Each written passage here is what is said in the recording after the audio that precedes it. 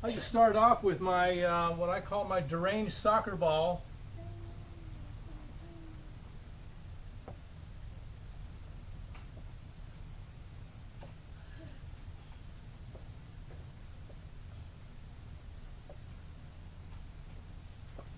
My depiction of a family unit.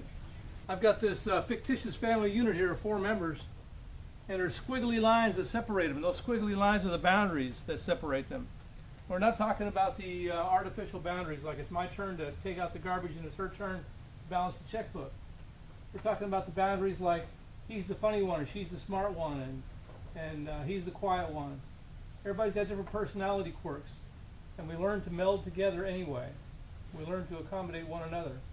But our personalities continue to change over time. Now, this is why we don't notice addiction happening when it first takes hold of us. Because it happens very slowly at first. And very few things change in the beginning. And we learn to accommodate these changes little by little by little until it goes too far. Now, fictitious family up here, we're going to say that character number 1 is the father. Let's model him after me. I'm an addict myself. Let's say character number 1 is an alcoholic who over the past 25 years has slid into addiction. He's drank a little bit more all the time, popped a few pills here and there, and gotten worse and worse and worse as time went by. However, the family has learned how to make excuses for him.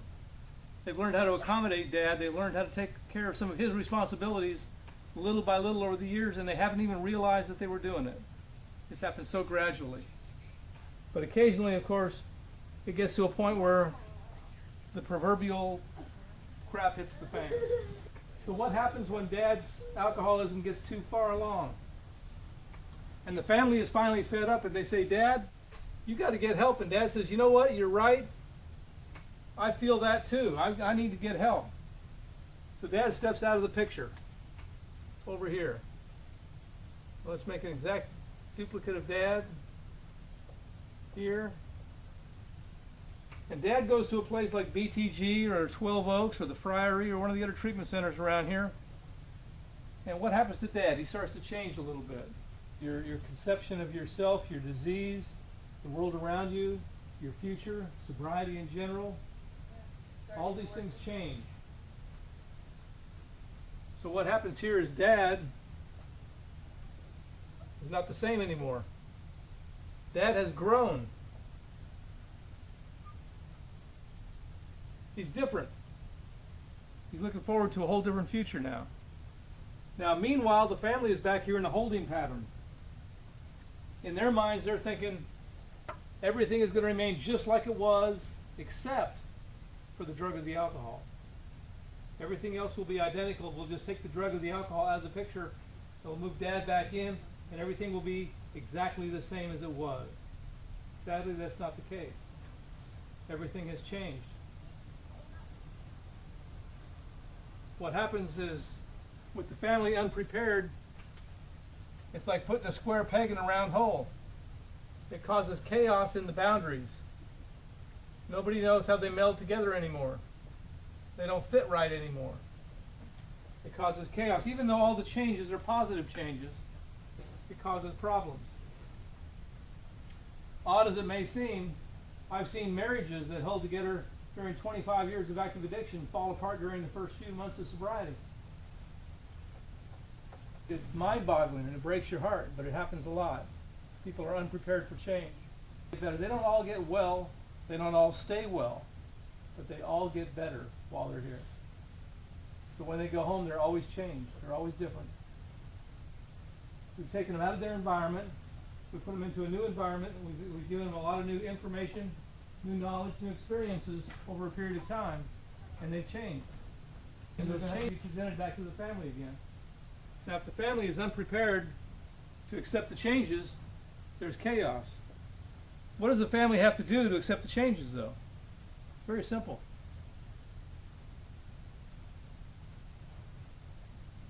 The whole family is going to be changing because everybody changes all the time anyway.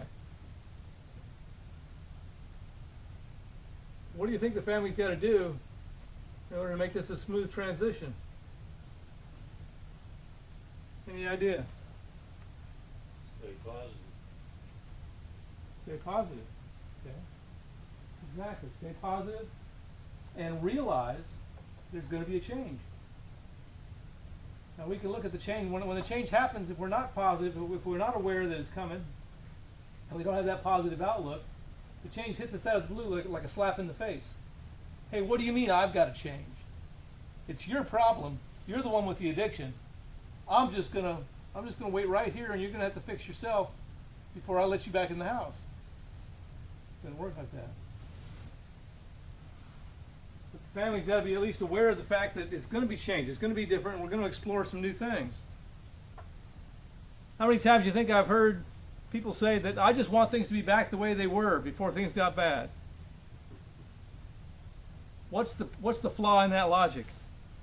Things weren't good. What's that? Things weren't good. No, they weren't.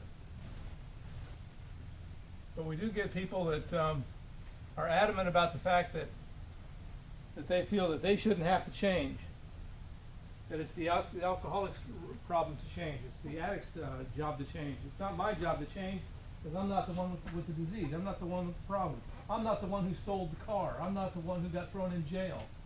I'm not the one who did this or did that. So if you've got to change, I don't need to change. Well, guess what? You're going to change anyway. We all do, every single day. I'm different today than I was yesterday, and I'll be different tomorrow than I am right now. We all are. So which direction I change is up to me. I can change in a positive way, as you brought up, or I can get stubborn about it and change in a negative way. It's up to me. One way is going to give me a lot of family chaos to deal with. One way is going to give me a lot of adventure to have fun with. So I'm going to go through the same thing regardless.